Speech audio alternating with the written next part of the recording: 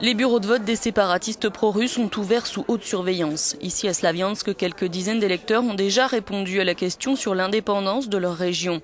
La participation pourrait être faible, mais peu importe, pour les nouvelles autorités des républiques populaires de Donetsk et Lugansk, les référendums seront reconnus.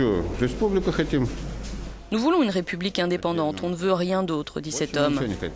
La différence avec aujourd'hui, c'est qu'on aura notre propre langue, et puis on décidera de la manière dont résoudre nos problèmes. Nous ne voulons rien d'autre. Les services de sécurité ukrainiens disent avoir saisi dans un coffre de voiture plus de 100 000 bulletins avec la case oui déjà cochée. La nuit dernière et ce matin aussi, les combats ont repris entre forces ukrainiennes et rebelles pro-russes dans la périphérie de Slaviansk. 2 soldats ukrainiens auraient été blessés selon des médias locaux.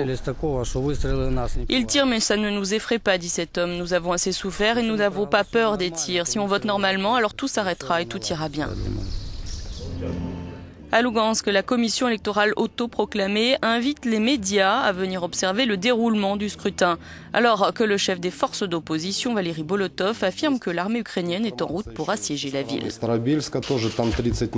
Selon certaines sources, dit-il, une quarantaine de blindés viennent dans notre direction en provenance de Starobielsk. Les autorités de Kiev disent que ces forces vont vers la frontière russe pour renforcer les troupes de garde-frontière. Mais il est évident qu'elles viennent assiéger Lugansk. Les insurgés ou les forces d'opposition de Lugansk ont promis de protéger les bureaux de vote de toute attaque en renforçant les contrôles, alors que la population se montre divisée sur la tenue du référendum d'autodétermination.